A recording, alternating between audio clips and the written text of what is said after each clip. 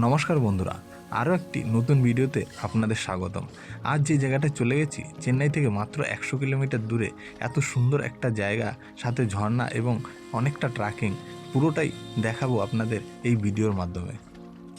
সকাল সকাল ঘুম থেকে উঠেই আমরা একটু ফ্রেশ হয়ে রওনা দিয়েছিলাম বাইকে করে আমাদের গন্তব্যস্থলের দিকে। মূলত যখন অফিস থাকে বা বাড়িতে থাকি তখন কিন্তু এত সকালে ঘুমিয়েই কাটিয়ে দিই।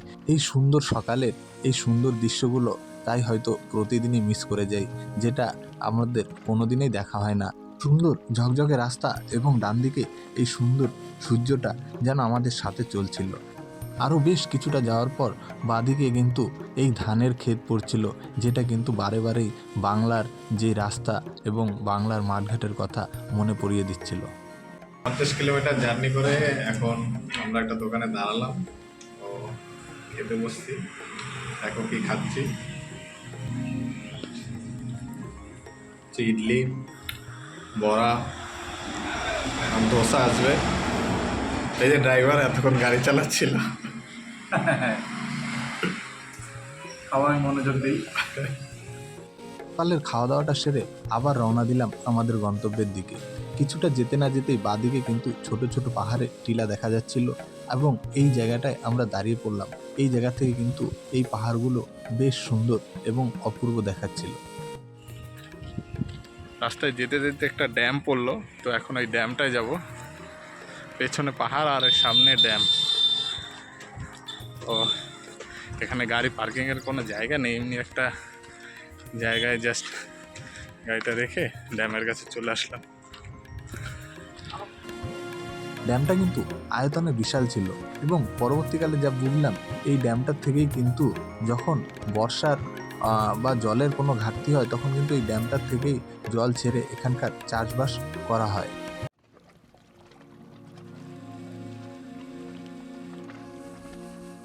প্রায় চলে এসেছি আমাদের ডেস্টিনেশনে।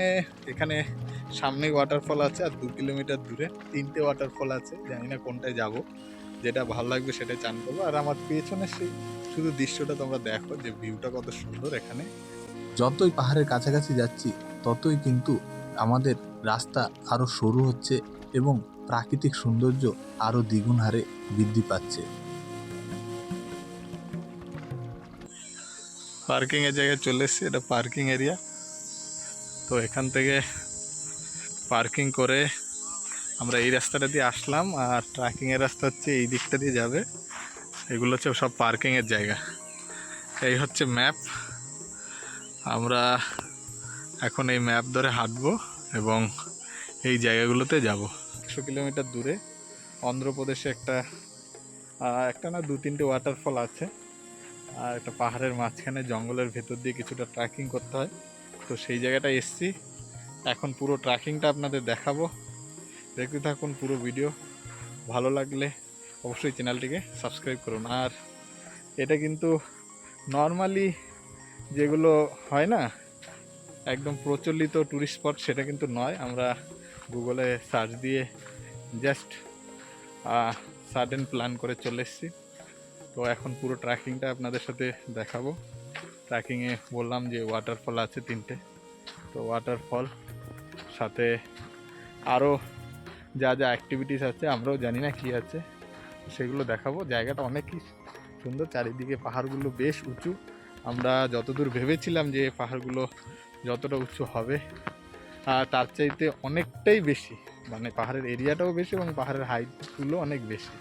তো ট্রেকিং করে আরও কিছুটা পথ পেরিয়ে আসার পরে যেন এই রাস্তাটা এবং সাথে গাছপালা, পেছনে পাহাড় এক ছবির মতো দেখাচ্ছে।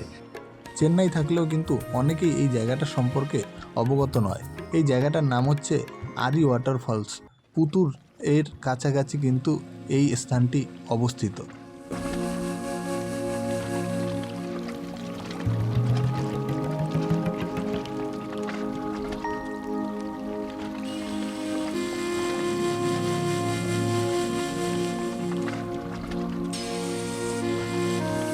অনেকটা পথ আমরা চলে এসেছি। এখন মানে রাস্তাটা লাল আর চারিদিকে সবুজ, তো তো দেখতে ভীষণই সুন্দর লাগছে। আর একদম সামনে পাহাড়গুলো মনে হচ্ছে যে মানে হাত বাড়ালেই পাওয়া যাবে, কিন্তু অতটাও সামনে না। আর এই প্রচণ্ড রোদে হাঁটতে একটু কষ্ট হচ্ছে। তো আরও সামনে যাই, দেখি ওয়াটারফলে চান তো করতেই হবে আজকে, না হলে তো অবস্থা খারাপ। তো দেখো সামনে রাস্তাটা কত সুন্দর, আর ওই দূরের পাহাড়গুলো দেখা যাচ্ছে না, এগুলো ফোনে সেরকম আসছে না, কারণ আজকে একদম উপরে যে মেঘ জমে আছে, তো বৃষ্টি বৃষ্টি একটা ভাব আছে, যার ফলে পাহাড়ের একদম চূড়াগুলো দেখা যাচ্ছে না। তো দেখি আর একটু সামনে গিয়ে কি দেখা যায়।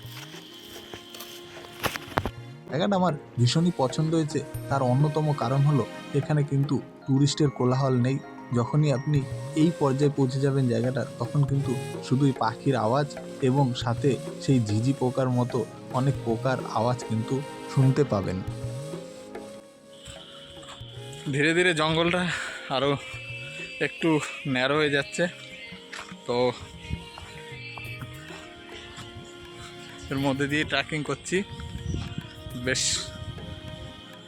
এখন বেশ ভালো লাগছে, গায়ে একটু রোদটা কম লাগছে। এতক্ষণ জঙ্গলটা একটু খালি খালি ছিল, আর এখন একদম ঘন জঙ্গল, যার জন্য একটু রোদটা কম লাগছে গায়ে। প্রতিদিন অফিসে যাও এবং বিকেলে আসো, খাওয়া দাওয়া করো, শুয়ে পড়ো, তারপর আবার অফিস যাও, এইরকম ডেলি রুটিন অনুযায়ী চলতে চলতে কিন্তু প্রায়ই আমরা ক্লান্ত হয়ে পড়ি। তাই এই ক্লান্তি ভাব দূর করার জন্য কিন্তু এরকম ছোটোখাটো ট্যুর মানুষের মস্তিষ্কের জন্য বিশেষ প্রয়োজন। কোলাহলমুক্ত শহরে কিন্তু এরকম শান্তি পাওয়া ভীষণই দুষ্কর। আমি তাই মাঝে মাঝেই এরকম ছোটোখাটো ট্যুরে বেরিয়ে পড়ি। একদম পুরো ঘন জঙ্গল, তার মাঝখানে আমরা। তো দেখো কি সুন্দর জায়গা। বেশ 4 কিলোমিটারের মতো ট্রেকিং করার পর এখানে আসলাম এবং মনে হচ্ছে যে এই জায়গায় যারা ঘুরতে এসছে ম্যাক্সিমাম লোক কিন্তু এখানে আছে, অর্থাৎ এই গুটি কজন লোকই কিন্তু এইখানে ঘুরতে এসেছে, যার ফলে কিন্তু জায়গাটা অনেক নির্জন এবং অনেক শান্তির।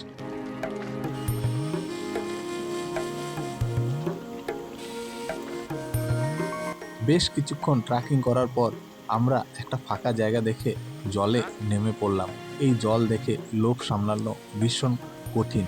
এই পাহাড়ের স্বচ্ছ জল, একদম এর চাইতে ডিপ জল যেখানে আছে সেখানেও কিন্তু একদম নিচের পাথর এবং মাছগুলো স্বচ্ছভাবে দেখা যাচ্ছিল।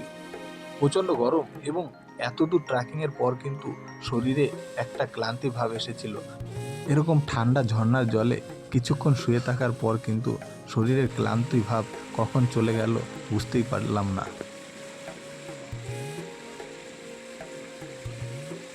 জলের মধ্যে যখন হাত পা না নাড়িয়ে চুপচাপ বসেছিলাম, ছোট ছোট মাছগুলো কিন্তু এসে পায়ের মধ্যে এরকমভাবে ঠোকরাচ্ছিল। একটু সুরসুরি লাগলেও কিন্তু বেশ আরাম লাগছিল। আর আমার এই ট্যুরের সবচেয়ে ভালো লাগছিল এই সময়টাই, যেখানে একটা ন্যাচারাল সুইমিং পুলের মতো আমরা এখানে শুয়ে আছি এবং সাথে মাছগুলো এসে আমাদের মনে হচ্ছিল ম্যাসেজ করে দিচ্ছিল। কোলাহল মুক্ত এই জায়গা, সাথে ঝর্ণার ঠান্ডা জল বয়ে যাওয়া, এসব কিন্তু একদম শরীরের পক্ষে এবং মনের পক্ষে ভীষণ ভালো। আবারও বারে বারে আমার বিভূতিভূষণ বন্দ্যোপাধ্যায়ের সেই কথাটা মনে পড়ে যাচ্ছে যে কি হবে অনর্থক উন্নতির চেষ্টা করে। আমাদের চান করাও শেষ হয়ে গেছে, আপনারা দেখলেন পুরো ভিডিওটা, আশা করি ভালো লেগেছে। তো এখন বাড়ির উদ্দেশ্যে রওনা দিচ্ছি, দুপুর 1টার মতো বাজে। তো বাড়ি যেতে যেতে বিকেল হয়ে যাবে। খোলা মাঠের মধ্যে খাচ্ছি, কোনো রেস্টুরেন্টে খুব ভিড় ছিল তাই খাবার কিনে নিয়ে চলে এসেছি। এখন একটা গাছের তলায় বসে, পাশে হচ্ছে আমাদের গাড়ি দাঁড় করানো, আর আমরা এখানে বসে খাচ্ছি, পাশে রোড, খাওয়া দাওয়া করি।